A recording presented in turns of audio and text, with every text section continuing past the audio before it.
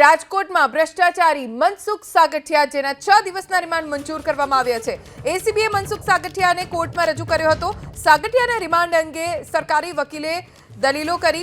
એસીબીએ સાગઠિયાને આજે કોર્ટમાં રજૂ કરવામાં આવ્યો। સાગઠિયા તેના પગારની પૂરેપૂરી રકમ બચાવે તો પણ તેની પાસે મળેલી જે રકમ છે એ ભેગી નહીં કરી શકે તેવી દલીલ કરવામાં આવી હતી કોર્ટમાં। જો કે 6 દિવસના રિમાન્ડ એસીબીને મળ્યા છે।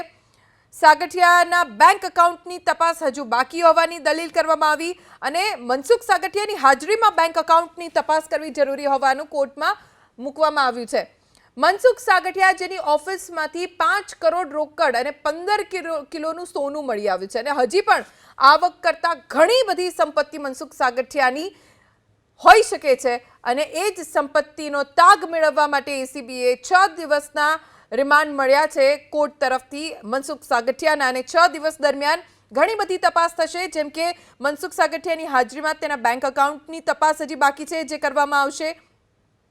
હજી પણ કેટલી એવી સંપત્તિઓ છે મિલકતો છે જે મનસુખ સાગઠિયાએ છુપાવી હોઈ શકે છે તેની તપાસ થશે।